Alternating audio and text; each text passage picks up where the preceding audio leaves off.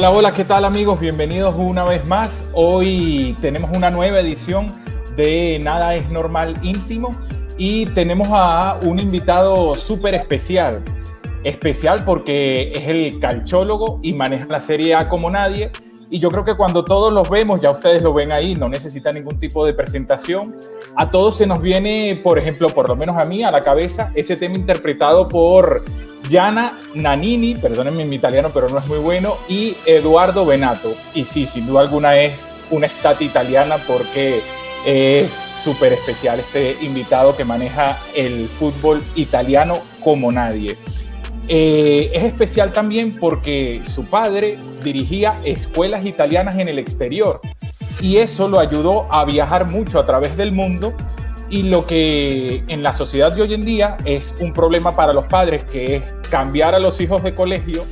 Él dice que para él eso fue una experiencia lindísima, o así lo define, ¿no? Como que tuvo una experiencia muy importante de conocer muchas personas y muchas ciudades y muchas culturas a través de eso. Y también es súper especial porque nació el día de Navidad.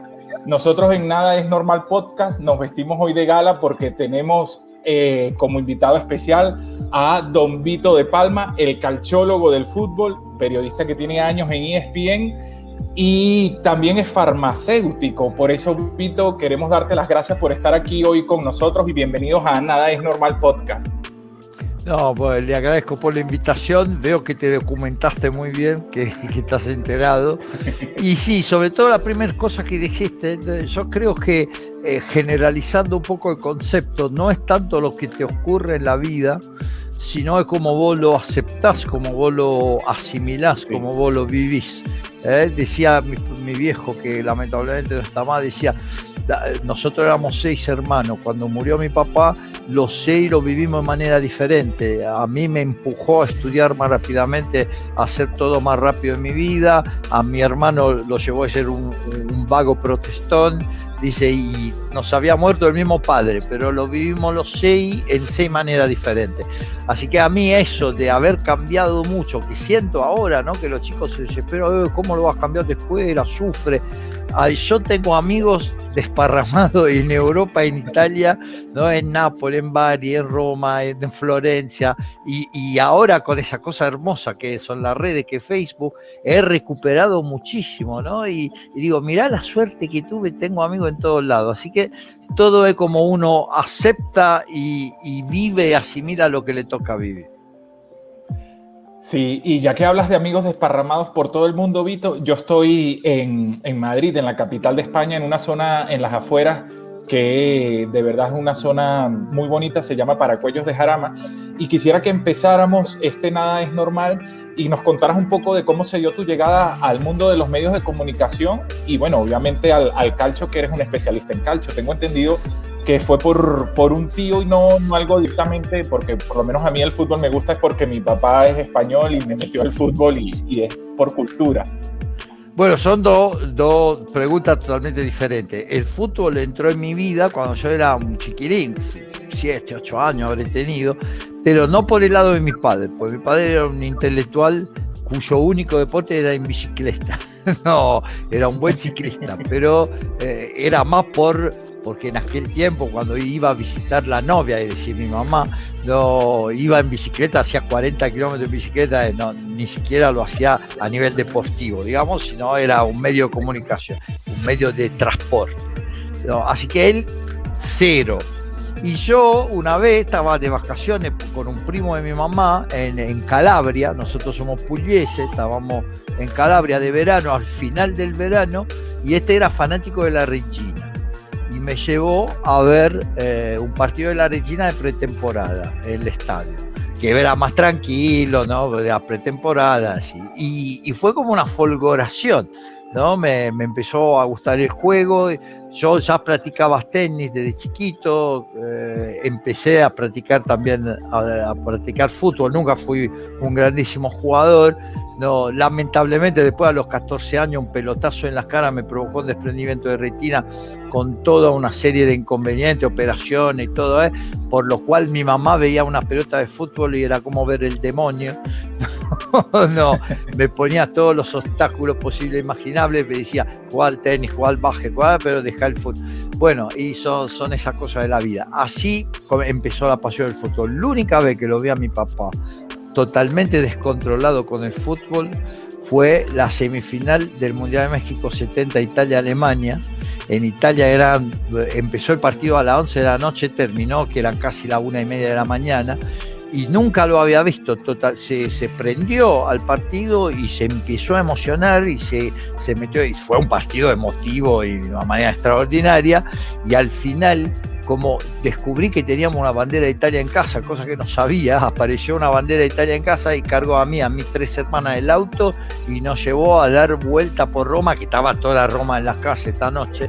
No fue la única vez que lo vi a mi papá, que fue algo de nacionalismo, supongo yo, ¿no? Ahí de deportivo, pero que se compara tanto con un partido de fútbol. Esto por el lado del fútbol. Por el lado de la profesión, fue una cosa, yo te diría, no casual, pero bueno, yo me casé muy joven, porque siempre digo que lo bueno nos atrapan enseguida. Entonces a mí me atraparon muy, muy pronto.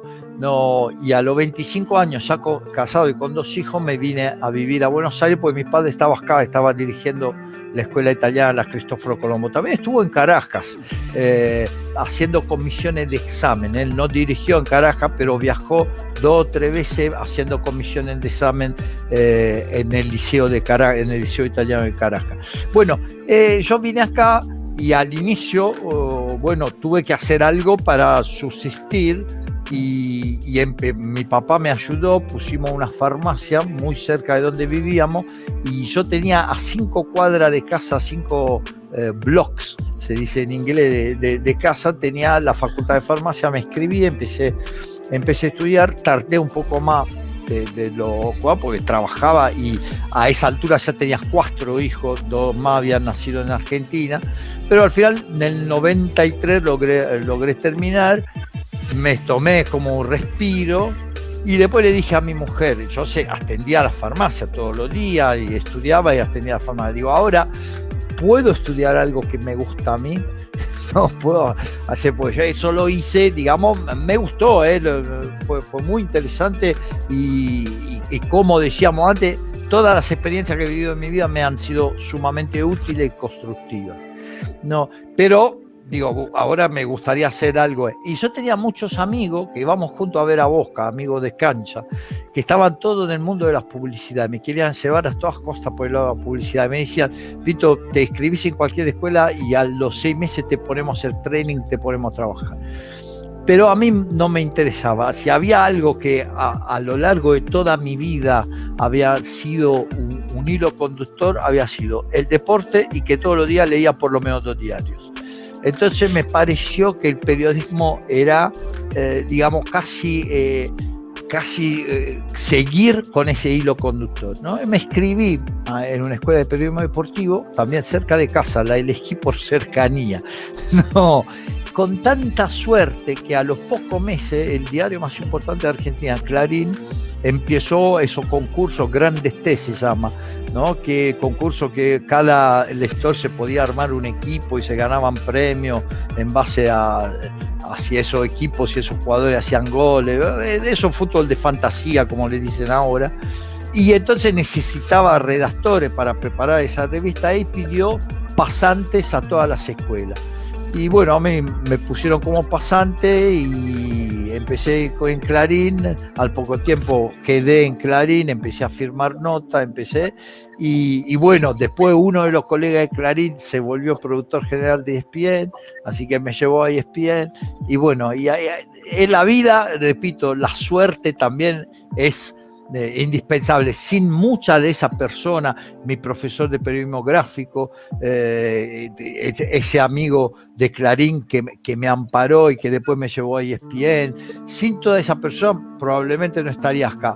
Yo también puse de lo mío, ¿no? Puse un gran esfuerzo, puse mucha voluntad, porque tenía ya un título, tenía ya un trabajo, tenía ya todo, podía decir, bueno, estoy hecho, me dedico a crecer los hijos. Pero yo creo que el hombre siempre tiene que ir detrás de sus sueños, detrás de su deseo, y es el día de hoy, que tengo 62 años, que tengo todavía proyectos y me gustaría todavía hacer cosas diferentes y probar cosas diferentes. Así que eso de alguna manera te mantiene joven, te mantiene vivo y creo que la mejor forma de educar hijos y nietos, ¿no?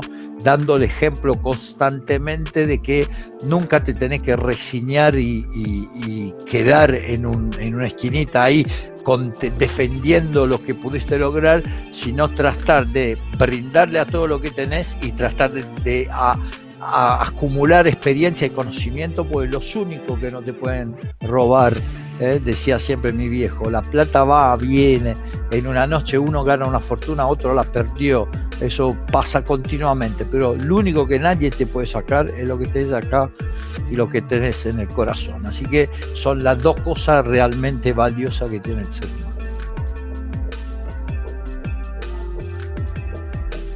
Listo, Don Vito, bueno, un gusto saludarlo, Irving Parodi, bueno, me considero un gran fan suyo, soy fanático al calcio desde que tengo uso de razón, pero yo ahorita quería conversar algo con usted, hacerle una pregunta acerca del Torino, un equipo que, bueno, que me hace un poquito estresarme y dolerme, pero desde que el Torino subió por última vez en la temporada 2011-2012 con Ventura como técnico, que venía a dirigir a su Bari precisamente, el presidente Urbano Cairo se apresuró a preparar y confeccionar plantillas para aspirar a copas europeas, pero siendo suyo fiel, siendo ex asistente de Berlusconi y todo lo que le invirtió el equipo, ¿qué pasa con el Torino, sobre todo post pandemia? ¿Qué sucede? El equipo que no levanta cabeza, la defensa mucho que desear, el mediocampo y la delantera pues no está tan mal, pero ¿qué piensa Vito que le pasa, que ese equipo pueda lograr la salvezza, don Vito? Mira, la verdad, vamos por orden. En primer lugar, sí creo que se pueda salvar. Evidentemente no tiene plantel para estar ahí. También es cierto que este año se está dando algo muy raro, porque tampoco el Cagliari tiene plantel para estar ahí, ¿no? Es decir, también el Parma no tiene plantel para estar ahí. Bueno, el Parma le erró muy feo con el entrenador, al igual que el Torino le erró muy feo con el entrenador de entrada. No, vamos a ver qué pasa con Fiorentina, Yo creo que el hecho que se haya ido Prandelli, haya vuelto Iachini, y que tiene un colchón de puntos bastante amplio, pero la lucha por el descenso de este año es muy rara porque están equipos que por lógica, por simple composición del plantel, no deberían estar ahí. Ahora, vos me hiciste una comparación entre Cairo y Berlusconi. Quizás se pueda hacer una comparación entre Cairo y Berlusconi en cuanto al tipo de trayectoria económica, emprenditorial que han tenido, ¿no? Pero sin lugar a duda, Berlusconi sabe de fútbol y Cairo no.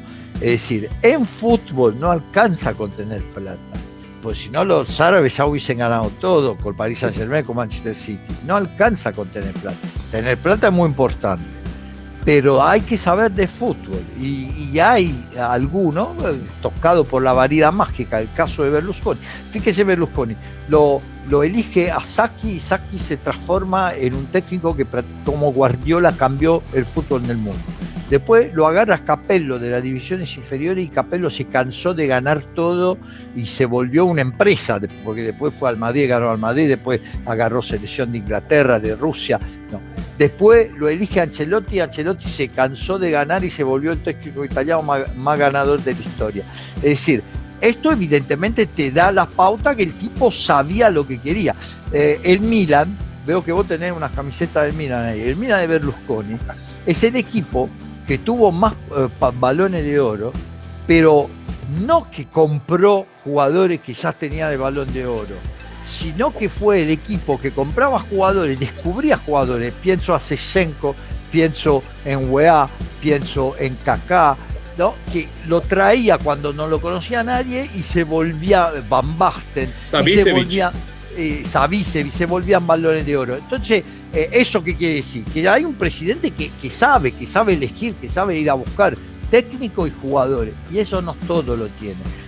Si vos sos Cairo, tenés un equipo que está armado con un criterio guerrero, con línea de tres, ¿Vas a traer a Gianpaolo de entrenador? Está claro que eso tiene que fracasar. Está claro que eso tiene que fracasar. Yo creo que el Torino debió haber insistido con entrenadores como Mazzarri. Miren el caso de Atalanta. Atalanta hace un proyecto y a lo largo de varios años ese proyecto termina siendo súper exitoso en lo deportivo, súper exitoso en lo económico, súper exitoso en la imagen. Gasperini por segundo año consecutivo gana el premio al mejor entrenador de Italia, pero le dieron tiempo y no todo funcionó. Promoviendo jugadores de las divisiones inferiores, vendiendo muy bien, comprando con mucho criterio, siguiendo un criterio que tenía que ver con el entrenador. Entonces, teniendo un entrenador como Mazzarri, que tiene un estilo muy definido, así como lo tiene Gasperini, había que insistir con eso, había que darle tiempo. Si vos las primeras 5 derrotas consecutivas lo echás al entrenador, el proyecto nunca llegará a ser exitoso. Y si después pasás del blanco al negro sin escala, si lo despedís a un jugador de cierta característica y traes a un jugador de característica totalmente opuesta, ¿cómo puede funcionar eso? Si el plantel está armado por otra cosa. Por último, también Cairo no sabe hacer buenos negocios, pues cuando Belotti estaba en su mejor momento, no podés pedir 100 millones en ese momento por el jugador, pero en 70 lo hubiese vendido y con 70 armaba un equipazo. Lo quiso quedar, el jugador se deprimió, le hizo una temporada siguiente muy mala. Quiero decir, para que funcione un equipo se tienen que alinear los planetas, pero principalmente el director deportivo de Torino es alguien cuyo nombre en algún momento haya trascendido, como por ejemplo trasciende el nombre del director deportivo de Atalanta o el nombre ahora el del Milan, obviamente era un nombre ya conocido antes, o el de Inter. Es decir, hay toda una combinación entre dirigentes, intermedios, cuerpo técnico y jugadores. Todos los engranajes tienen que agarrarse perfectamente, y si no la máquina no funciona y inclusive el motor se puede grispar y inclusive se puede echar a perder un plantel. Fíjese cómo se valoriza un plantel cuando funciona bien. No, dejemos Atalanta, agarremos Sassuolo. El Sassuolo, si usted agarra nombre por nombre los jugadores del Sassuolo, cuánto valían cuando lo traen, cuánto valen ahora, y valen más del doble el plantel, ¿no? Y por el Torino podemos hacer el discurso exactamente al revés. El plantel vale la mitad del mejor momento de cuando fueron traídos los jugadores. Y eso lamentablemente es la ley del fútbol. El fútbol es así. El fútbol es una magia. El fútbol no alcanza con tener plata, no alcanza con saber de fútbol, no alcanza con ser inteligente, no alcanza con tener buenas relaciones con los jugadores, sino se hace falta todo eso al mismo tiempo. Es una química especial, es un misterio, es una magia que cuando se da nacen grandísimos equipos. Y yo siempre tomo como ejemplo la Lazio campeón de Italia de Maestrelli, la Lazio de Chinaglia, de Cecconi, de los años 70, donde iban armados en el vestuario. Había dos bandas enfrentadas que se odiaban, ¿no? Y un viejito moribundo, de hecho murió poco tiempo después de salir campeón, ¿no? Maestrelli, Tommaso Maestrelli, que lograba hacer que esos chicos que se odiaban entre sí en la cancha se amaran. Y lo sacó campeón de Italia. Inexplicable, algo inexplicable, pero que de alguna manera explica lo inexplicable que es el fútbol. Perdóneme el burdo juego de palabras. Don Vito, le saluda por acá Rafael Romero desde Caracas, Venezuela. Quisiera agradecerle por la oportunidad, por tomarse unos minutos para conversar con nosotros. En mi criterio, usted es el embajador del fútbol italiano en Latinoamérica y realmente le expreso mis palabras de admiración. Mi pregunta es relacionada en el plano deportivo, ¿no? Para Vito de Palma, ¿qué evalúa para que una liga sea atractiva? ¿Simplemente la lucha entre los aspirantes al título, la pelea entre equipos que están en la media tabla o la lucha final que hay por ciertos clubes por la permanencia? No, yo creo que lo que define mayormente el nivel de una liga es la que se llamaría en una sociedad la medio burguesía, la clase media. Para mí lo que hace realmente al placer de ver una liga es ver cómo juegan los equipos de mitad de la tabla, digamos, un poquito más arriba de la mitad de la tabla, entre el quinto y el 10º lugar.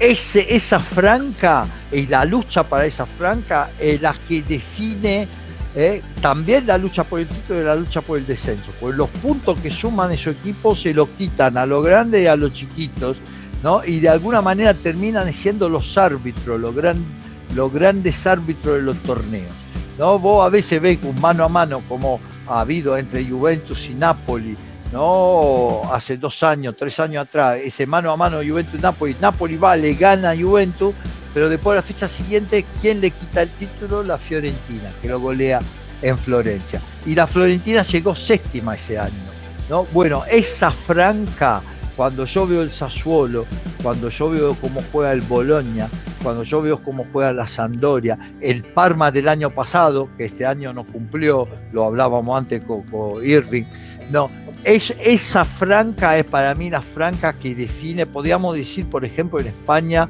este año el Granada, ¿no? El Granada es la gran sorpresa. Esa es la franca de equipo. En Inglaterra sería el Everton. Bueno, nombro Everton porque soy admirador de Ancelotti, ¿no? Pero miren el Leicester, qué campeonato que está haciendo, extraordinario. Después de una baja, después de haber salido campeón, estuvo unos años en baja, ahora otra vez. Eso para mí define. Después, el gusto es como si me dice, ¿cuál es la mujer más linda? Bueno, a uno le puede gustar, a mí me gusta el estilo mediterráneo, el estilo griego. Mónica Bellucci,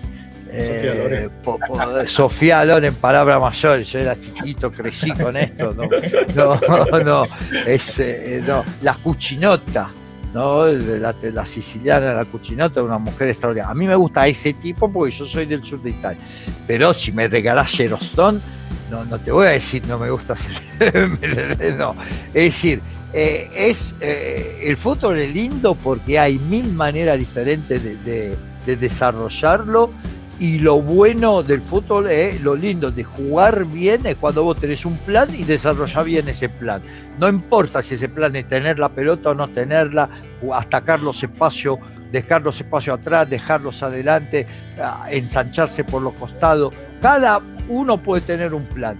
El plan se vuelve exitoso si funciona, si es agradable a la vista, en el sentido que vos ves que hay un funcionamiento aceitado, y si también produce resultados, porque todos podemos hacer lucos, si no las focas serían los mejores jugadores del mundo, porque las focas con la pelota hacen lo que quieren, pero después explicarle cómo hacer una secuencia de 8 pases.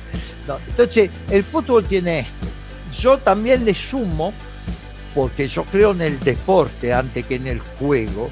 El fútbol se puede entender, y lamentablemente en la vida moderna se entiende mucho como juego, como espectáculo, ¿no? Yo siempre digo, si quieren espectáculo vayan al teatro. El fútbol es un deporte, y el mandamiento principal de un deporte es optimizar los recursos.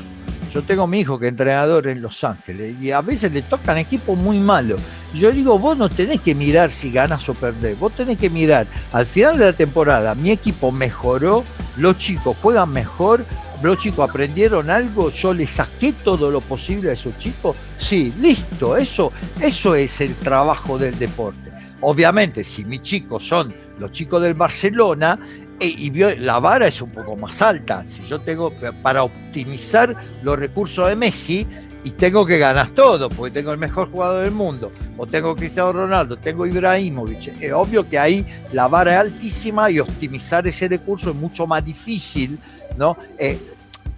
En otras palabras, y dicho quizá brutalmente, es mucho más fácil ser feliz para un pobre que ser feliz para un rico, porque si la felicidad es mejorar, para un pobre es mucho más fácil mejorar que para un rico. El rico ya llegó, está muy cerca del techo. ¿A dónde va? Entonces, lo decía mi viejo, la felicidad no es velocidad.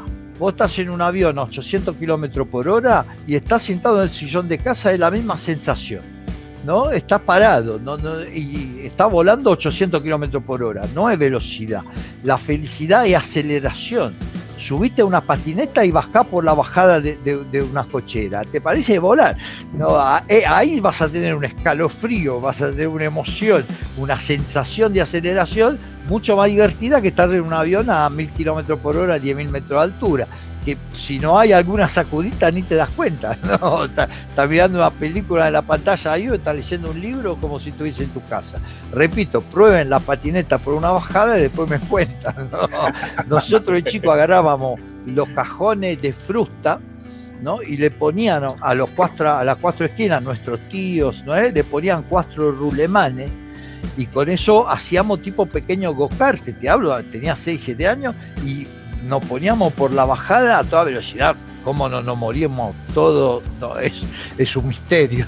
No, la verdad, tuvimos una infancia muy aventurosa, pero era divertidísimo. Así que es mucho más fácil mejorar un equipo que juega mal que mejorar un equipo que ya... Por eso muchas veces dicen, ahora se la agarran con Pirlo los hinchas de Juventus. Dice, porque un equipo 9 veces campeón. Es mucho más difícil llegar a dirigir un equipo 9 veces campeón, porque la vara es altísima. No, es decir, si salí campeón, fíjense Sarri, el año pasado salió campeón, lo echaron igual. ¿Por qué? Porque pedían más todavía. No, vos en cambio agarrás como Juric, agarrás el Hellas Verona y lo hacés jugar bien por 10 partidos seguidos, agarrás el Sassuolo de Zerbi, mirá el Sassuolo. Claro, de la nada lo llevaste ahí a dar buenos espectáculos, ya lograste mucho más. Entonces, ojo con esto. El deporte es optimizar los recursos. Se puede hacer eso en 1000 maneras diferentes, hay que encontrar la manera más inteligente. Yo no amo los fundamentalistas, no amo aquello que dice el fútbol es así, no. El fútbol, yo voy a un plantel, vengo con ustedes, veo a Rafael, veo a Lisandro, veo a Irving, digo, bueno, a ver, con estos 3, ¿qué podemos armar? Armamos un programa. Entonces a Rafael lo veo mejor para hacer exteriores, a Lisandro lo vamos a poder hacer vestuario, con Irving vamos a estar en estudio, y uno va armando las cosas por cómo, pero si yo agarro a Rafael y digo, no, Rafael, usted me tiene que caminar sobre la mano. No, yo no sé caminar sobre la mano. No, pero usted me tiene, entonces bueno, entonces lo voy a tener que colgar, usted este año no juega. No, ¿qué discurso es? No, o voy al presidente y digo, no, mire, este Rafael es impresentable, no, me tiene que traer a Quique Wolf. No, así con plata cualquiera. No, yo me daría por satisfecho si con 3 personas que tengo a disposición lograra encontrar una manera de hacer un buen producto, algo interesante, atractivo, como se están esforzando de hacer ustedes, y los felicito por su iniciativa, sin lugar a duda, y estoy feliz de poder contribuir, aunque sea mínimamente, en que ustedes ganen entusiasmo y traten. Y yo siempre doy consejo, digo, mira, cuida un poco más la luz, cuida un poco más eso. Hay que tratar de hacer lo mejor que uno tiene y crecer siempre un poco más. Esto es el deporte y esto es la vida. Pues muchas gracias por las recomendaciones, los consejos y las felicitaciones, Vito. Recordar a todas las personas que nos están viendo que se suscriban al canal, que activen la campanita y que estamos en Instagram y en Facebook como Nada es Normal y que nos ayudan acá con el pulgar arriba. Vito, este podcast se llama Nada es Normal porque nosotros creemos y sabemos que la vida no es perfecta, ¿no? No como es en las películas. O si lo llevamos al fútbol, que el error forma parte del juego, ¿no? Y te llevo a una situación en particular que sucedió el año pasado, en 2020, en la Liga Europa, ¿no? El partido era entre Inter de Milán y Bayer Leverkusen. Y durante el partido, de pronto, se hace un silencio, tu compañero no habla más y empiezas tú a relatar el partido. ¿Qué sucedió? ¿Cómo fue esa anécdota de ese partido? Qué vergüenza, mamá. No, bueno, pasó eso. Nosotros ahora estamos relatando de casa. Yo, de hecho, confieso que estoy usando la computadora del canal, ¿no? Porque tiene mejor calidad. Me dieron este micrófono, tiene mejor calidad la telecámara y todo que la mía personal. No, ahora estamos por esa bendita pandemia estamos relatando desde casa, ¿no? Pero eso implica varias cosas. Primero, por más que yo con Jorge, con Giorgio Barile, en modo Giorgio Barile, ya no, yo del tono de voz ya sé cuando está terminando la frase, cuando la está empezando, lo que quiere decir o lo que no quiere decir, pero está claro que siempre hay un pequeño delay, es decir, un pequeño entretiempo entre la terminación de la frase y que le termine a quien está escuchando. Entonces a veces te pisás, a veces, y además existe, como no estamos en el mismo lugar, que uno de los dos se pueda caer. No hay siempre un relator de backup, pero los tiempos para la producción de acertar que el relator principal se cayó y meter el de backup siempre son de 2-3 minutos. Es decir, ese backup sirve por si el relator se cae de manera definitiva. Vamos a suponer un corte de luz. Un corte de luz, chao, listo, estás afuera. No sabes cuándo va a volver la luz. Hay veces que simplemente se te cae la señal por 30 segundos y volves a regresar. Bueno, y pasó esto, justo que se le cayó a Jorge, y justo había una jugada de gol, ¿no? Y bueno, yo me gritaban, no, pues todo el tiempo te hablan los productores, me gritaban, se cayó Jorge, cayó Jorge.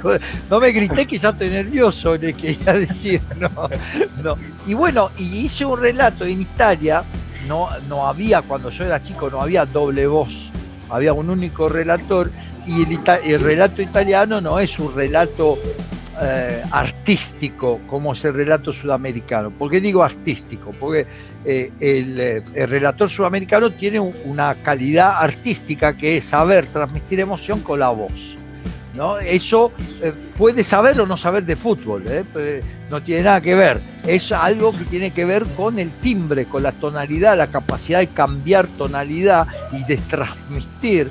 ¿Cuántas veces ustedes por ahí están haciendo otra cosa y tienen la TV prendida con el partido y del tono de voz del relator se dan vuelta porque saben que está por pasar algo, está pasando algo? ¿No? Pueden mirar el partido sin mirarlo porque la voz del relator lo va guiando si hay peligro, si no hay peligro y todo eso. No, entonces eso es una calidad artística. En Italia no, el relato tradicional italiano era un comentario, ¿no? Pero nombrando los jugadores y tratando de describir las situaciones de juego. Entonces yo, fuerte de esa experiencia, sin pretender de golpe transformarme en algo que no soy, que hubiese sido un desastre, ¿no? Simplemente hice un comentario un poco más acelerado y siguiendo la jugada, ¿no? Pero aparentemente, por lo que después me dijo la gente en Twitter, aparentemente logré también transmitir de alguna manera emoción. Claro, yo estaba emocionadísimo, no, por cierto.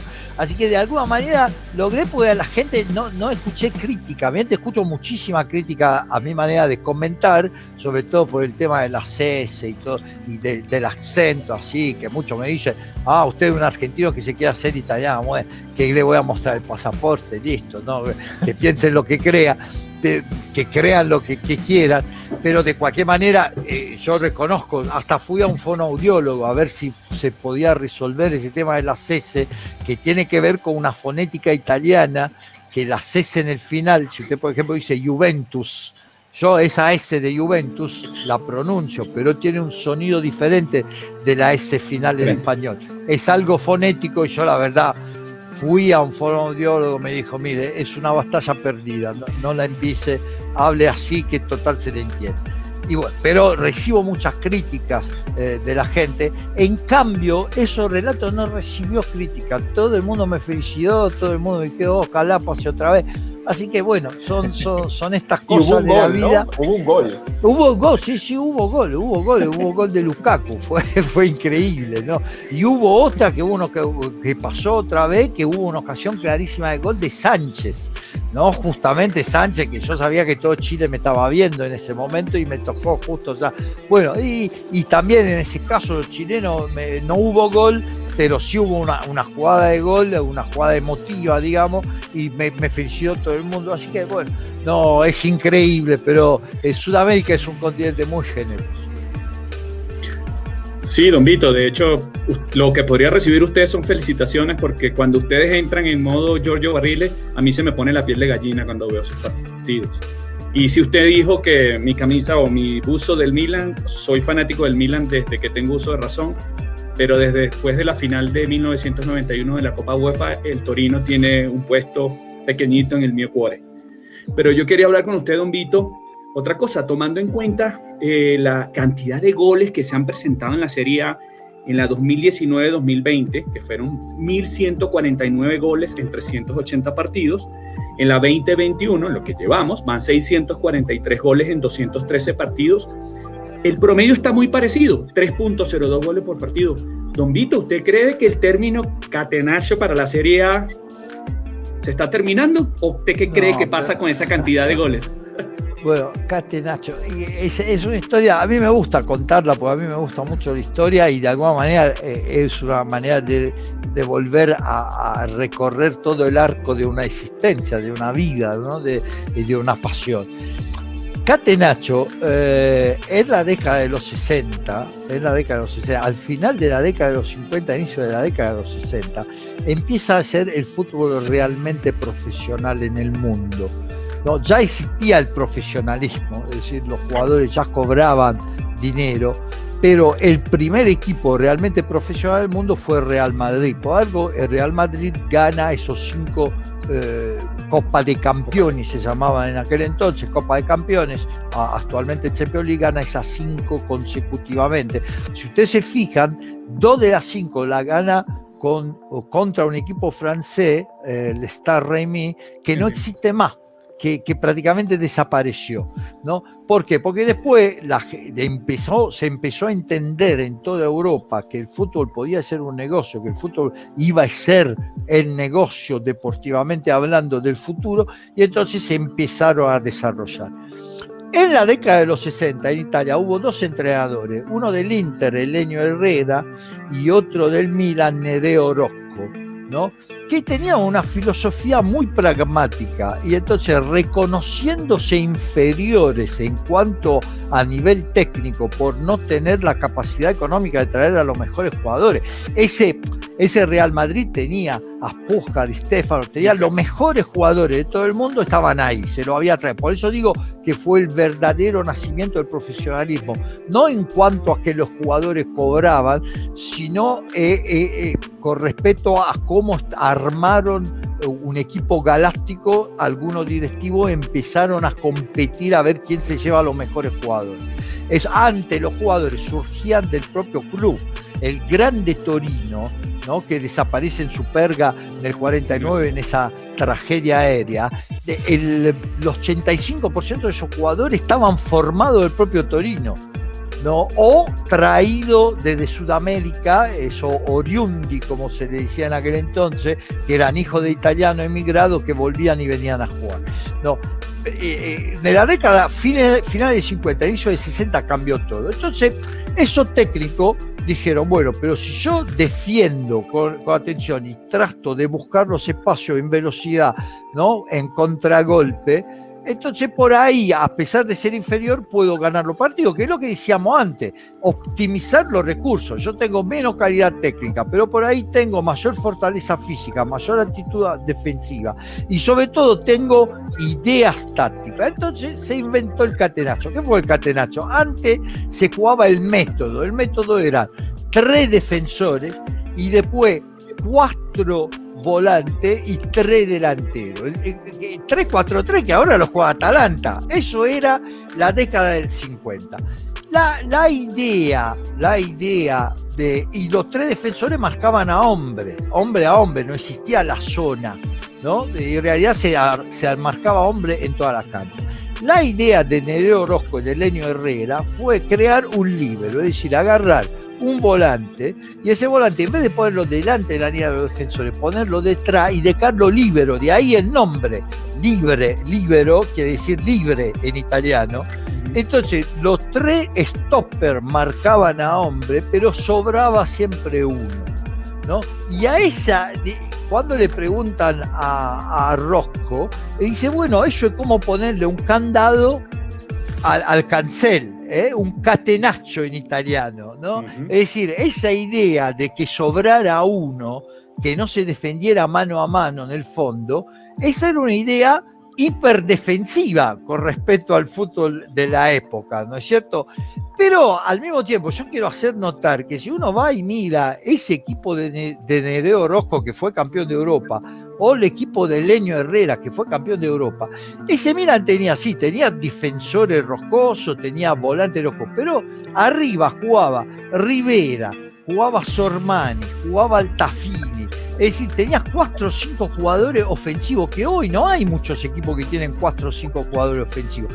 Sin ir demasiado lejos, l'Italia del 82, ya l'Italia del 82 jugaba Bruno Conti, que era un habilidoso alero derecho que con dribbling, con gol, con 1 contra 1.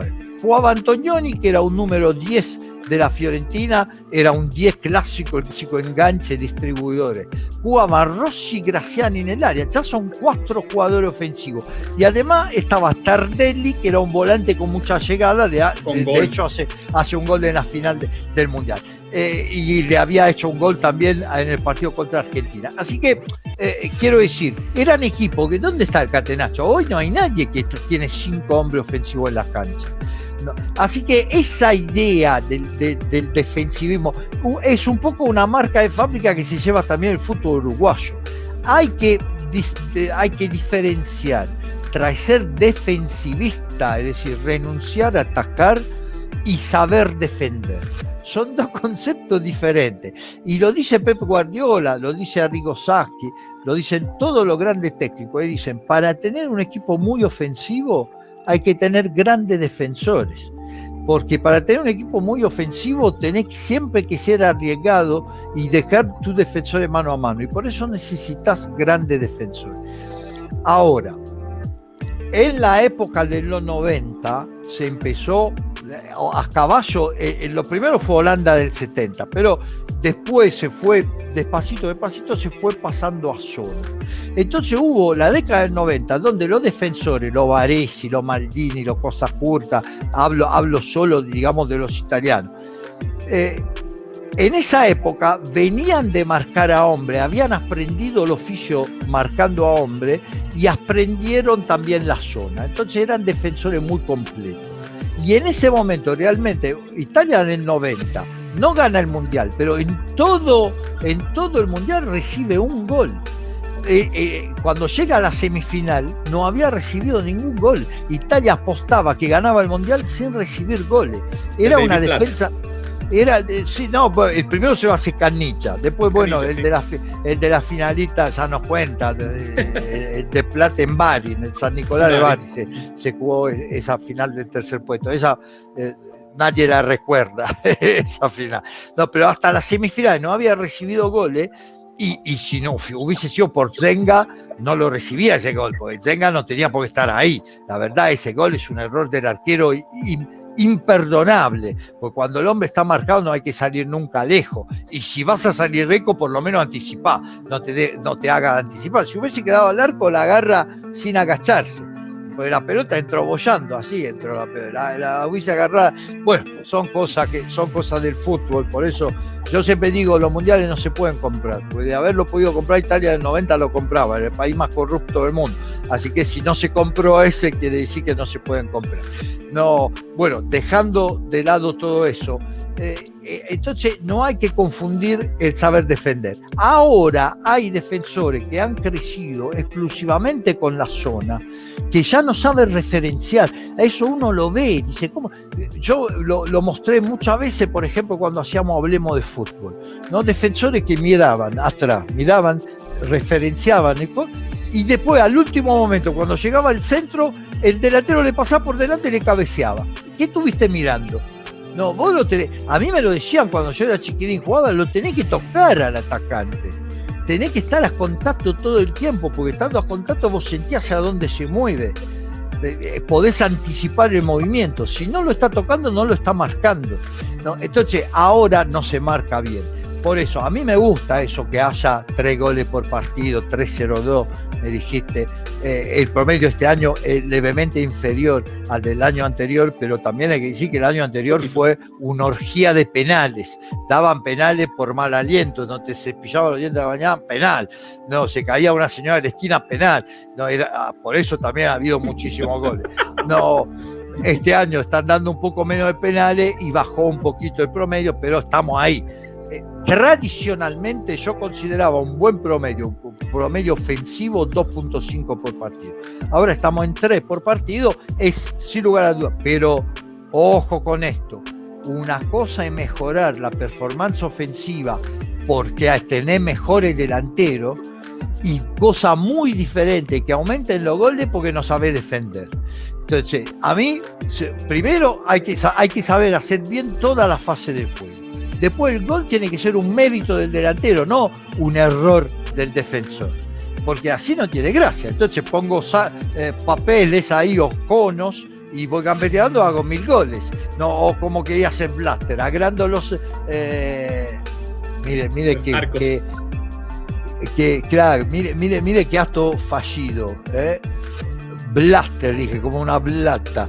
No, no, porque realmente si hay dos hombres que han hecho mal al fútbol, estos han sido ese señor y Platini, los dos hombres que más mal le han hecho al fútbol en la historia misma del fútbol. Pero bueno, no quiero hablar de política, vamos a dejarlo.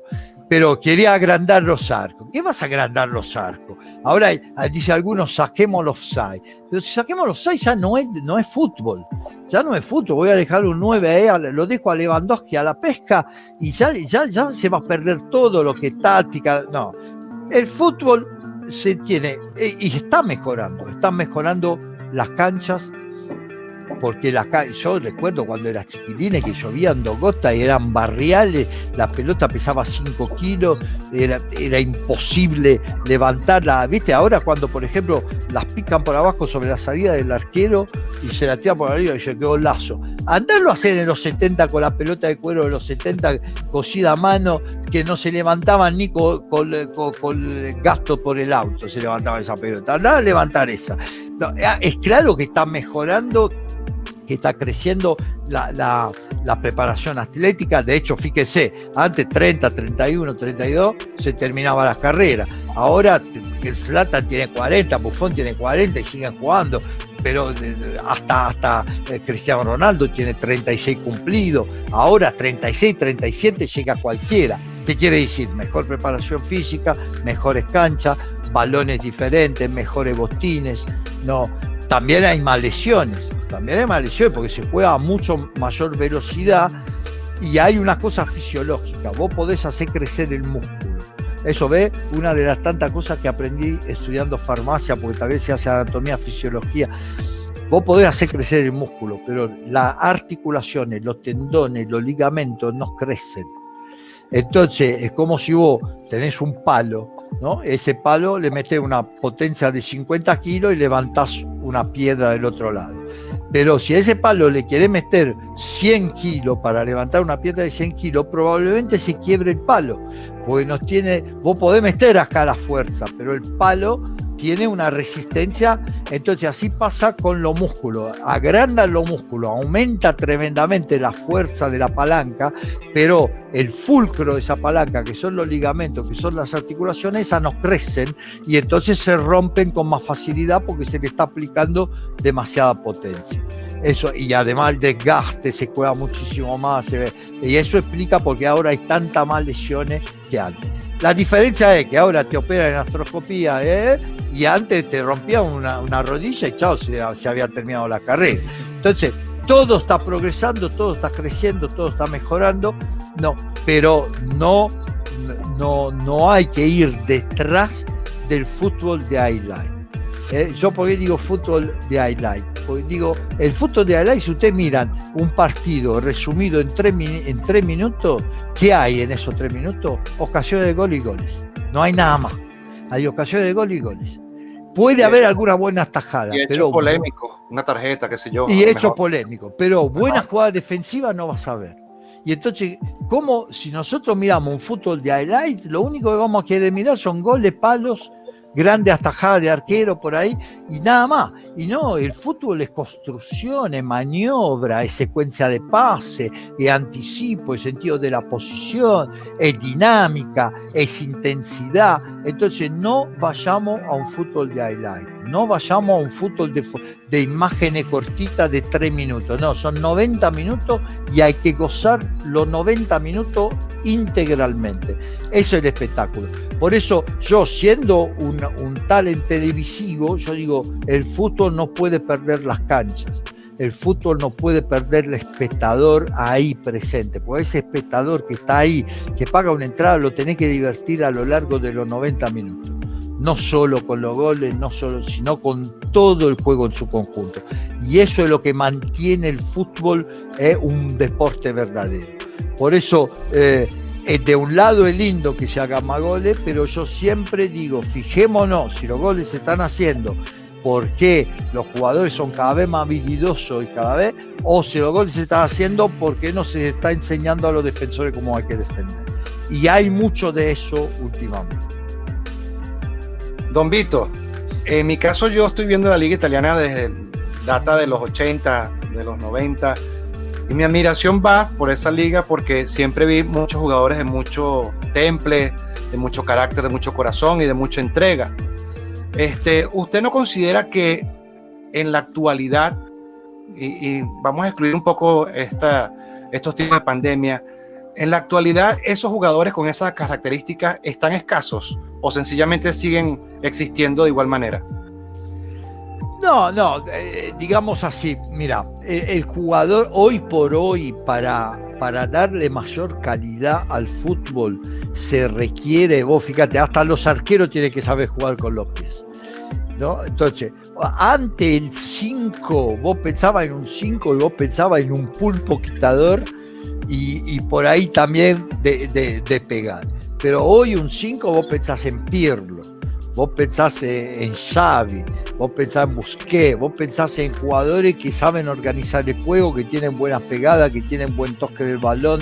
Es decir, en el fútbol moderno, y eso es positivo, se ha tratado de sumar la técnica en todos los roles.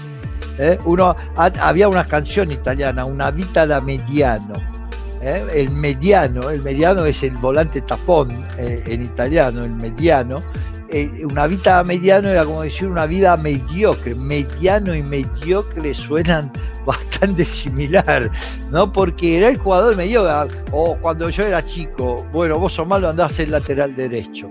No, era lo que decían. Bueno, pero el arquero hay que tener coraje para ser arquero, no cualquiera es arquero, es un puesto difícil. Lateral derecho, ¿qué daño podés hacer? Andá a jugar lateral derecho. Ahora se trata de sumar calidad en todos los puestos, ¿no? Y eso hace que, pero la calidad no es enemiga de la cantidad. Por eso yo siempre digo, para mí los jugadores realmente indispensables en los equipos son los jugadores que unen calidad y cantidad. Y los hay. Yo podía ser, para mí, uno de los más grandes jugadores de la historia del fútbol, para mí ha sido Clarence Seedorf. Clarence Seedorf tenía la calidad de un número 10 y la fortaleza, la potencia física, la recuperación, la dinámica de Gattuso. Era un Gattuso que sabía jugar a la pelota. Curiosísimo lo de Gattuso, ¿no? Gattuso siempre declara, dice, yo pensaba de saber jugar a la pelota hasta la primera vez que me entrené con Pirlo y Seedorf. Ahí me di cuenta que yo no sabía jugar a la pelota. No, yo pensaba saber jugar a la pelota, pero no. En realidad yo sabía correr.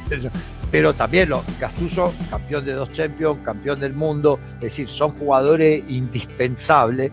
Y vamos a ver claramente, al lado de un Pirlo parecía un jugador de menos calidad, pero un Conte también, un ganador de Champions League.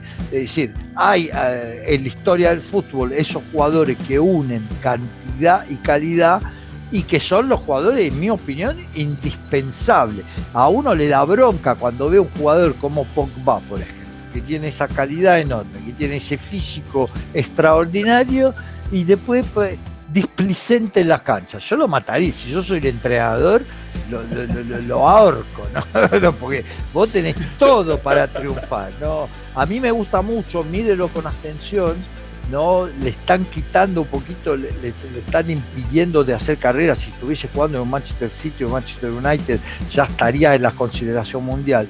Milinkovic-Savic de Lazio. Milinkovic-Savic es un chico de 1,90 m, tiene un físico privilegiado. Bueno, la madre era campeonesa de vóley y el padre era campeón de básquet, así que tiene una genética evidentemente privilegiada, ¿no? Juega muy bien, tiene unas técnicas exquisitas, tiene gol, entiende el juego, es inteligente, es un jugador extraordinario. Esos son los jugadores que uno tiene que tener presente. Verratti del Paris Saint-Germain, son jugadores que unen cantidad y calidad, y para mí son los verdaderos indispensables. Si yo hago un equipo con 11 Seedorf, o con 11 Pirlo, o con 11 Verratti, o con 11 Milinkovic-Savic, siempre le ganan a 11 Messi o a 11 Cristiano Ronaldo. Pues siempre le ganan, porque son más completos, porque entienden mejor el juego, porque saben hacer las dos fases, y entonces el fútbol no es una sola fase, el fútbol es todo. Y los jugadores de la mitad, por eso en los partidos se deciden ahí, en la mitad de las canchas. Esa es la zona. Y cuando vos ves partidos que se juegan de área a área y la mitad de la cancha de tránsito, eso no puede ser nunca un buen partido. Puede ser divertido, porque con muchas ocasiones de gol, pero desde el punto de vista deportivo no es un buen partido, no es un partido realmente bien jugado, porque si no hay juego en la mitad de la cancha, no se está jugando al fútbol. Pues nos estamos dando banquete contigo, Vito, y qué bueno ese reconocimiento que haces a los jugadores que trabajan en la mitad de la cancha y los que tienen ese orden táctico y sacrificio por el equipo, porque la gente siempre se deja iluminar por los que se llevan al final la portada del diario, ¿no? Que son los ofensivos, los que hacen los goles. Qué bueno. Quería preguntarte, Vito, ¿qué pasó con el fútbol italiano o con el futbolista italiano, ¿no? Porque yo nací en el 80 y yo recuerdo que los 80 y los 90 el fútbol italiano dominaba Europa, dominaba el mundo, y la selección era una selección muy pesada. Entonces, yo no sé si después de esta generación campeona del mundo, el equipo o el desarrollo de talento del futbolista italiano fue desapareciendo, o no dio la posibilidad de que continuara ese desarrollo de talento. Hoy en día la Serie A, el calcio, creo que está recuperando y está ganando mucho terreno, pero ya no tiene ese dominio o ese poder absoluto que tenía en esas décadas, ¿no? ¿Qué sucedió? Bueno, vamos a ver. Primero quiero decir algo antes de olvidarme, ¿no? Porque vos dijiste, la gente mira los goles, la gente mira las pelotas. Yo siempre les aconsejo, hasta en el curso de los partidos, cuando estoy haciendo comentarios así, digo, no miren solo la pelota. Porque si ustedes miran solo la pelota, mucho trabajo importante que están haciendo los jugadores en la cancha no lo van a ver. Porque para ganar los partidos es más importante lo que haces sin la pelota de lo que haces con las pelotas. Eso es una ley que el hincha no entiende. El hincha mira el balón y entonces una linda gambeta, un tasco, un lujo, un caño, ¡oh, qué jugador! Pero no, los partidos no se ganan con lo que hace con la pelota. Los partidos se ganan principalmente con lo que hace cuando no tenés la pelota. Ese consejo que doy a los colegas y a los hinchas: no miren solo la pelota, miren todo lo que pasa en las canchas.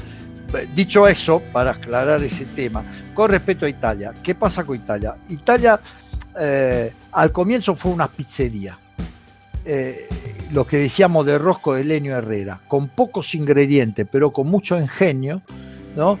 Trataron de hacer un fútbol ganador y lo lograron.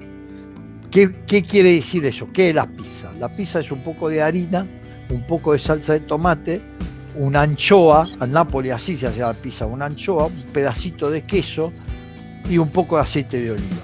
Si vos tenés 4 hijos, le decís, chicos, vengan a la mesa, y le das un poco de harina, un poco de aceite de oliva, un poco de tomate, un poco de queso, te dicen qué pobre que somos, ¿no? Pero si vos eso lo mezclás bien y haces una pizza y gritás, chicos, a la mesa hay pizza, vienen corriendo felices. Entonces son los mismos ingredientes, es exactamente lo mismo, pero vos con tu ingenio, con tu capacidad, con tu fantasía, volviste la pobreza algo apetecible y querido como mi nieto que tiene 3 años y grita pizza day, porque sabe que el jueves es el día que el papá le compra la pizza. Bueno, entonces eso era el fútbol italiano en los 60, era una pizzería, era ingenio aplicado a la pobreza para tratar de ganar.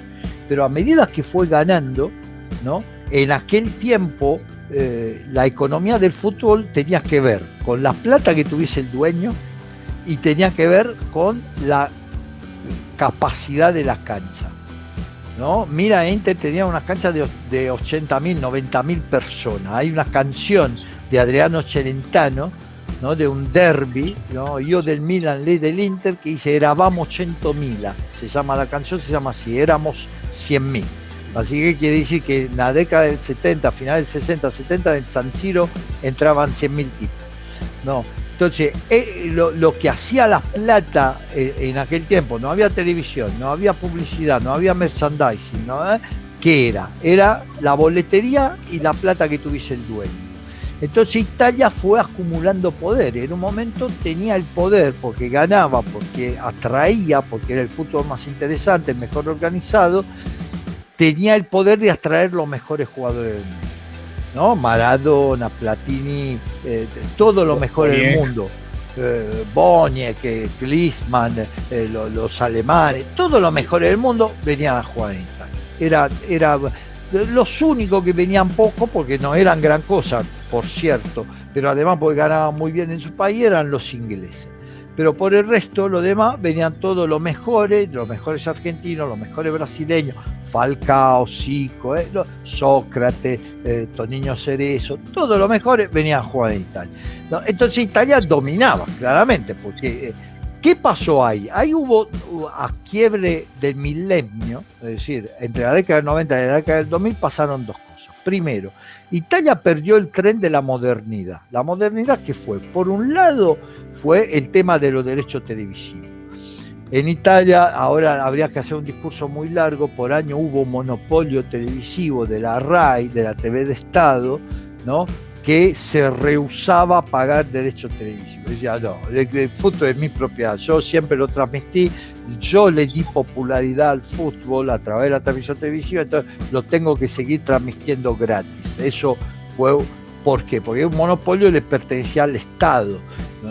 Esa idea de que la gente tuviese que pagar para ver era una idea que no. En cambio, en otro lado, desarrollaron rápidamente el tema de los derechos televisivos. Ahí ya se perdió un tren, que de repente de ser lo más poderoso ya dejaste de ser el más poderoso. Después el otro tren que se perdió, la modernización de los estadios.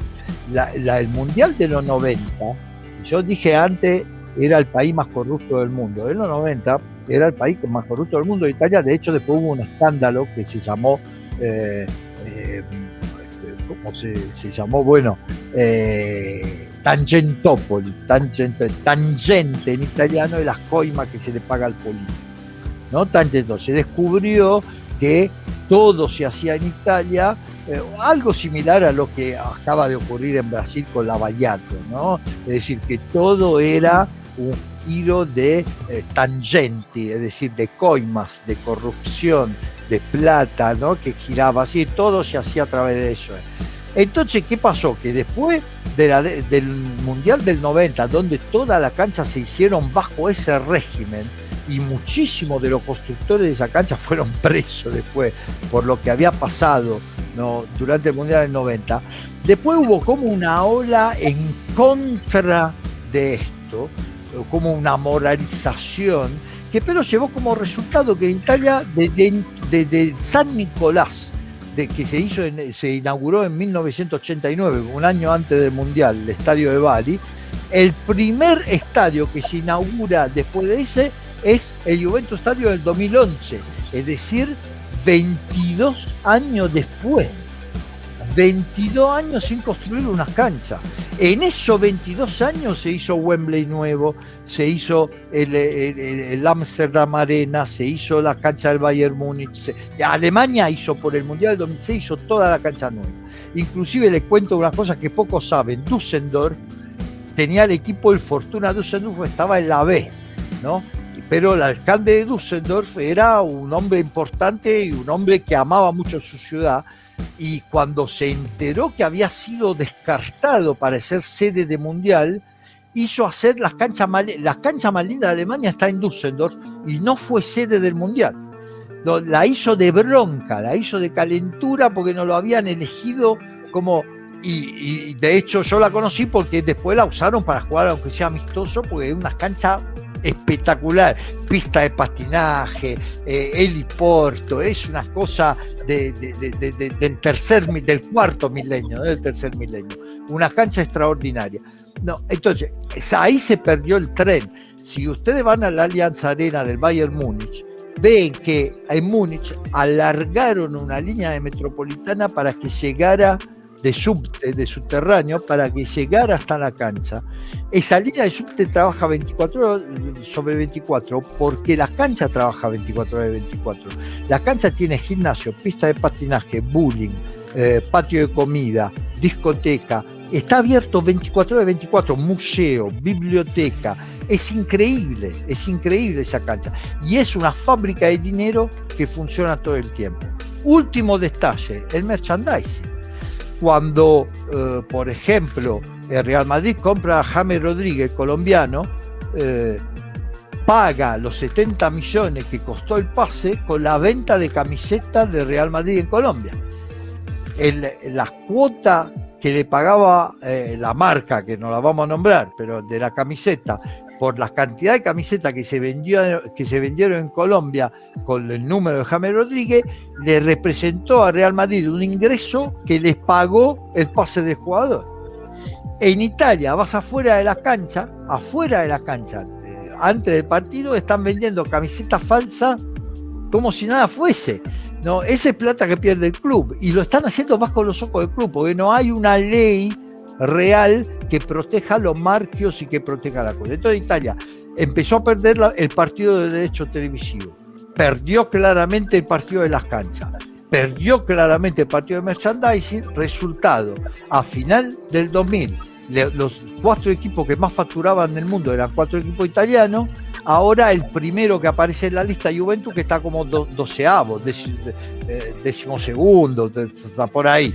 No, creo que está en los primeros 10 ahora, pero está muy lejos de los primeros. Entonces, el poderío económico obviamente te hace perder poderío futbolístico, porque ya no podés traer a los mejores, porque los mejores se quieren hacer pagar. Segundo, ocurrió otras cosas. El escándalo del 2006. El escándalo del 2006 no podía no tener un efecto sobre todo el movimiento del fútbol. Eso era evidente que se iba a pagar un precio. Y el precio, de hecho, ¿quién jugador va a venir a jugar en una liga que sabe que se amarran los partidos? Si vos antes lo podías convencer a un jugador de venir a jugar, después de ese escándalo, por unos años, se volvió realmente muy complicado. Aparte, Juventus tiene la mayor cantidad de hinchas. El hecho que se haya ido a la B ha provocado que mucha gente se alecara del fútbol, que le provocara disgusto entre los negacionistas, es decir, los que creían que eso no había pasado, los que en cambio sí sabían que habían pasado, pero se disgustaron por eso, les dio asco y no quisieron ver. Era claro que eso se iba a pagar. Ahora, las cosas han quedado atrás en el tiempo, despacito se está repuntando. Yo estoy bastante preocupado, pues yo estoy viendo señales en el arbitraje, en la administración del VAR, en la administración de las designaciones arbitrales. Estoy viendo señales muy parecidas a las del 2006. Espero que nos tropiecen otra vez con la misma piedra, pero realmente ves cosas que te llaman la atención. El otro día hubo un partido donde una posición adelantada no se mostró la imagen sino 13 minutos después, ¿no? Y después nosotros pudimos demostrar en estudio que esa imagen que pasaron había sido modificada, es decir, se tomaron los 13 minutos para elegir un fotograma diferente del que era del offside, es decir, que ya están manipulando imágenes a nivel de VAR. Eso es una gravedad tremenda, y ojalá ojalá que haya sido un error, que haya sido un problema técnico, que haya sido, pero pasó 2 veces en esa cancha con 2 semanas de diferencia. No, pasó en 2 partidos consecutivos, 2 veces en las mismas canchas, no, con el mismo equipo protagonista. Así que yo espero equivocarme, pero miren, en el 2006 están ahí, está el blog de ESPNdeportes.com, ESPNdeportes.com, que no me deja mentir, porque todavía está el archivo y se puede ir a consultar. Y yo venía denunciando, digo, está pasando algo raro, y la gente me insultaba en el espacio bajo el blog, no, si tiene que pruebas que denuncie, digo, si tuviese pruebas ya hubiese denunciado, pero está la ley de los grandes números, ¿no? Si yo veo que todos los partidos antes de jugar con la Juventus, todos los jugadores están apercibidos, vienen amonestados, llama un poco la atención, ¿no? Venía denunciando ese tipo de cosas que tenías que ver más con la estadística, con sentido común. Es decir, vos te das cuenta que hay algo ahí que ¿cómo puede ser que el equipo que tiene más falta y menos amonestado? No hay una relación matemática. Bueno, y después saltó el escándalo y inclusive profesionalmente eso para mí fue muy importante, porque en un momento los dirigentes de Juventus pidieron que me despidieran en el 2006. Se pusieron en contacto con ESPN pidiendo que me censuraran o que me despidieran, ¿no? Y cuando después explota el escándalo, claramente los dirigentes me dijeron, no, tenía razón vos, y nosotros quedamos muy bien parados desde el punto de vista de la información con respecto a eso, porque lo veníamos denunciando desde mucho antes de que ocurriera.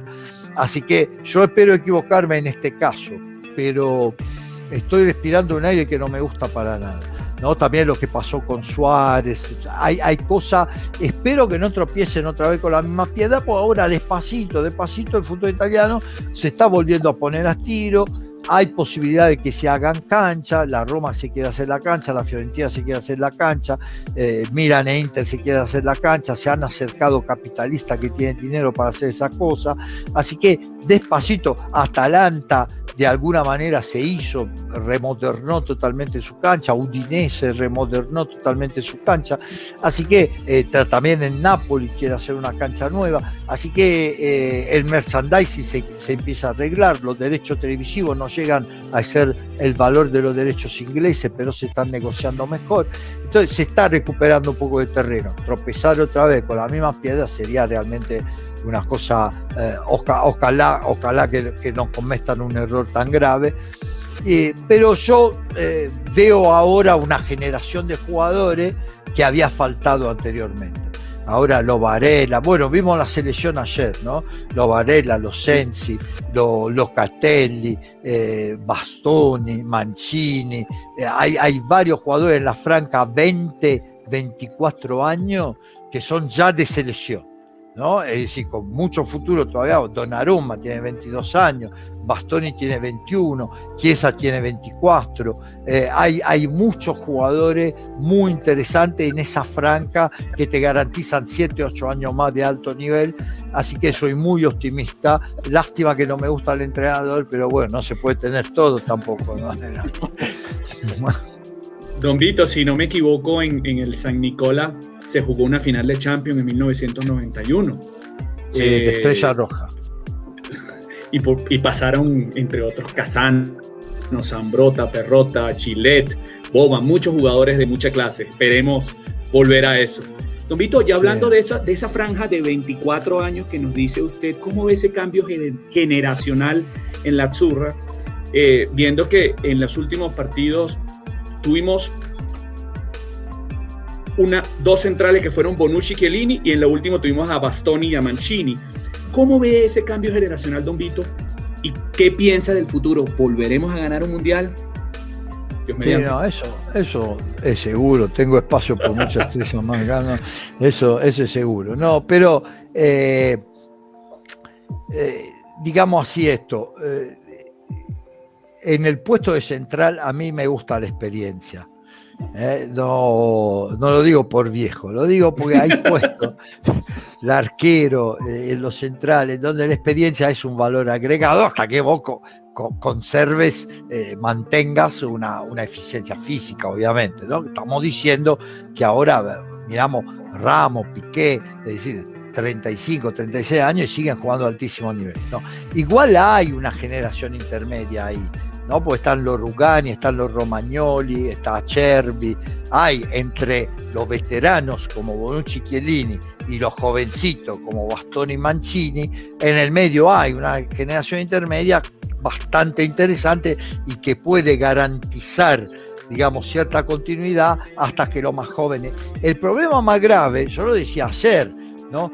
Por ejemplo, Toloi también, Toloi que se acaba de enrolar siendo brasileño como italiano porque se nacionalizó y nunca había sido convocado por Brasil, así que debutó ayer, jugó el partido, lo hizo bien, pero son todos jugadores que juegan línea de 3, ¿no? Y Mancini no juega línea de 3, a mí no me gusta la línea de 3, debe ser lo único que vamos de acuerdo con Mancini, que no juega línea de 3. No, si bien ayer en un momento la probó, justamente ¿por qué? Porque tenía Toloi, Bastoni y Mancini que los tres en sus equipos juegan línea de 3. Entonces ahí está un poquito más el problema, se está difundiendo mucho en Italia y no solo en Italia, en el mundo, porque el otro día vimos el Real Madrid con línea de 3, vimos el Bayern Múnich con línea de 3, lo vi a Pep Guardiola hacer línea de 3. Eso para mí es un retroceso total en el fútbol. Eso sí es volver al catenaccio, ¿no? Porque esa línea de 3 en realidad son líneas de 5. Entonces vos de tener 4 defensores, que en los buenos equipos, 4 defensores tenés de un lado Dani Alves y del otro lado Roberto Carlos o Jordi Alba, que son 2 laterales que juegan de alero casi todo el tiempo, que pasan todo el tiempo, y por ahí tenés un número 5 que se le cuesta en medio de los 2 centrales. Vos ahora acá tenés 3 centrales, 2 que se le cuestan y un 5 que se le cuesta, está defendiendo con 7. ¿No? Entonces ese sí es un retroceso para mí en cuanto al juego, ¿no? Después tiene su ventaja el abrir la cancha, el tener los 2 externos siempre abiertos, siempre alto, tiene alguna ventaja, requiere mecanización, pero en mi opinión es para Atalanta. Es decir, es para un equipo que no tiene grandes campeones y que entonces hace que el funcionamiento muy aceitado, muy fundamentalista, ¿no? Pero aumente la capacidad, haga lucir los jugadores. Fíjese Papu Gómez. El Papu Gómez fue a Sevilla, ya lo quieren vender. Porque afuera de un sistema, ese sistema lo hacía lucir como uno de los mejores jugadores de Europa. Lo sacaste de ese sistema, es un jugador del montón, como lo era antes, cuando no estaba en ese sistema. Estaba en Catania. Exacto, o estuvo en Shakhtar Donetsk, o estuvo, entonces no, y también cuando fue en la selección no brilló, nunca convenció. ¿Por qué? Porque en ese esquema, el mismo caso de Ilicic, si lo sacás de ahí, en Palermo era un jugador del montón, en la Fiorentina era un jugador del montón. En ese esquema funcionaba perfectamente. Entonces, la línea de 3, esas cosas tan fundamentalistas desde los tácticos, sirven para los equipos chicos. Los equipos que tienen aspiraciones de ganar y que tienen grandes campeones tienen la obligación, lo que decíamos antes, la vara es más alta. Entonces, tener la obligación de ser ofensivos, tener la obligación de jugar protagonizando el juego. Pues acá no es una cuestión de ser ofensivo o defensivo, es cuestión de querer ser protagonista todo el tiempo, querer ser el que maneja la rienda del juego. Esa es la cuestión. Entonces, cuanto más calidad técnica tenés, más obligaciones tenés en ese sentido. Entonces, este hecho que la línea de 3 se esté generalizando, a mí me parece un grave retroceso en el fútbol, que también es culpa porque miren, tácticamente, aparte el caso del Holanda de Cruyff del 70, todo lo demás que se inventó en el fútbol lo inventó algún entrenador italiano o que trabajaba en Italia. Tipo el caso de Lenio Herrera, que era argentino pero trabajaba en Italia, tipo el caso de Nils Lidl, que era sueco pero había hecho toda la carrera en Italia, tipo el caso de Eriksson, que era también sueco pero había hecho toda la carrera en Italia. Es decir, las cosas, las novedades en el fútbol siempre, desde el punto de vista táctico, siempre se inventan en Italia. Vito, yo debo tener como 30 preguntas elaboradas y eso da para como 3 o 4 preguntas porque eres realmente un profesional bastante fascinante y que realmente pudiéramos seguir hablando de fútbol, pero yo quiero salir de ese esquema, del tema profesional, del tema del fútbol, y me voy al Vito de Palma como persona, como ciudadano italiano que se radicó en Argentina. Ese Vito sigue con las costumbres italianas en un país extranjero por donde tienes más de 20 años, obviamente, ¿no? El Vito de Palma tiene una costumbre o una rutina especial, le gusta la buena mesa, un plato especial, un buen vino, quizás, disculpa que me perdí un poquitico, cuando se pone la zurra, como en el día de hoy, se la pone para ocasiones especiales, ¿no? Para este programa. ¿Qué nos puedes comentar, Vito, para nuestra comunidad? Bueno, mira, en primer lugar lo que quiero decir es que para un italiano el Sudamérica es prácticamente una extensión, no se siente uno. Yo cuando voy a Estados Unidos, cuando voy a Inglaterra, cuando voy a Alemania, me siento mucho más incómodo, yo me siento cómodo en todos lados, no soy un cara dura, no me hago entender aunque sea gestos, no, me gusta vivir, trato de llevarme bien con todo el mundo, me gusta reír y me gusta hacer reír, me gusta conocer, así que soy muy abierto como personalidad y no tengo grandes dificultades aunque me toque ir en Rusia, pero en general uno cuando viene en Sudamérica se da cuenta que es otro, para un italiano es como estar en casa. No, mira, te digo, como meridional, como hombre del sur de Italia, quizá me siento más diferente de un piemontés o de un friulano, que son italianos igual que yo, que de un argentino, de un uruguayo o de un colombiano. De hecho, la verdad que hasta en lo culinario, hasta en las cosas. Ahora, yo soy una persona rara, porque yo al ser naturalmente vago, ¿no? Me he impuesto en los años una conducta, sobre todo por lo que tiene que ver con el estado físico. Entonces, yo soy una persona que por ahí come sano todos los días, pero cuando después, la noche que le toca salir con los amigos, se baja 2 botellas de vino. No, es decir, no tomo nunca en casa, pero cuando tengo que tomar, tomo. No, y no me va a decir borracho, porque no tomo nunca. Así que no, me puedo emborrachar. No. Tengo también una suerte con el tema del alcohol, ¿no? Porque el alcohol es algo que hay que saber manejar. Y yo tengo la suerte que el estómago me afloca antes que la cabeza. Entonces llega un momento que el estómago me dice basta, ¿no? O si no, vamos a devolver todo, perdón, la asquerosidad de la afirmación, ¿no? Antes de llegar a un punto de no poder razonar o de cantar, así de perder totalmente el control. Entonces nunca llego a ese nivel de euforia descontrolada totalmente. Siempre me mantengo bastante bien. Lo mismo vale por las comidas.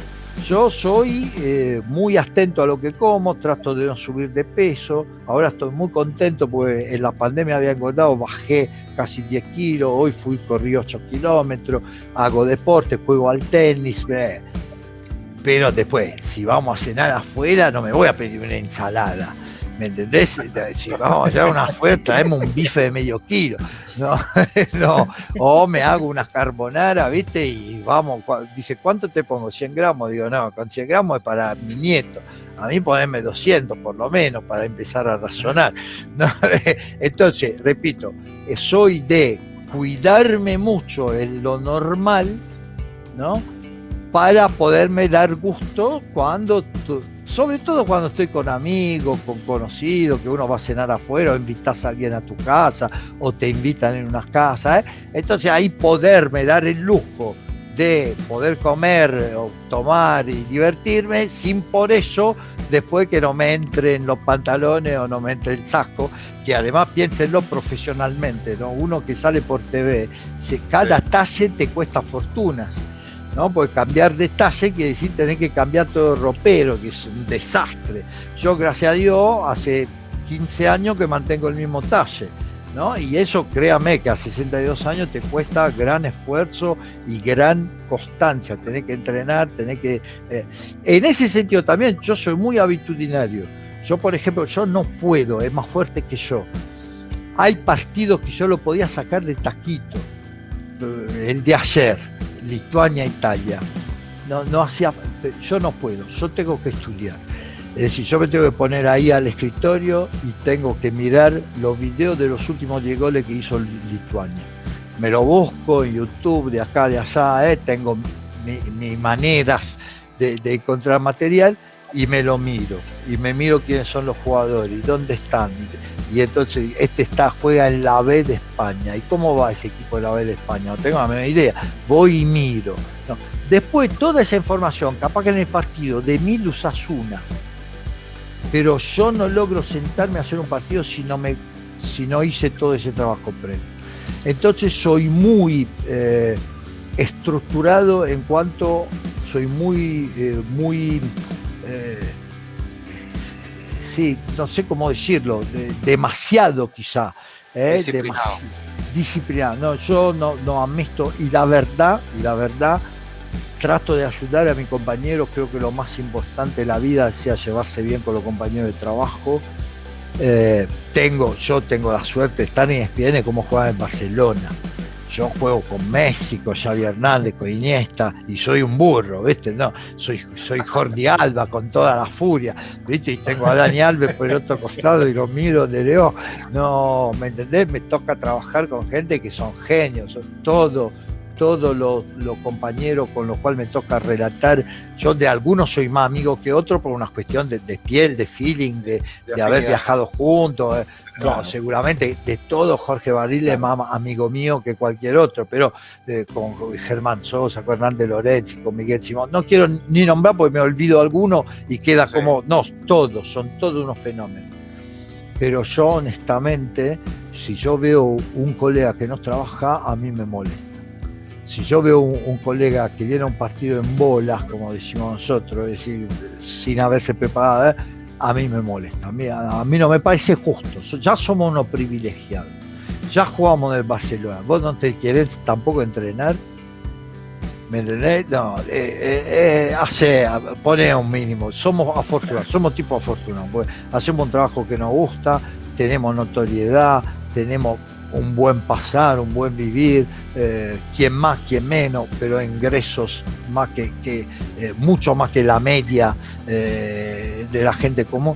Entonces, poné algo de tuyo, ¿me entendés? Claro. Esforzarte mínimamente. Entonces, yo ese sentido, mi viejo decía, ponía 3 reglas fundamentales. La primera de esas reglas fundamentales decía, te la digo en italiano, después te la traduzco: fare sempre comunque dovunque il proprio dovere.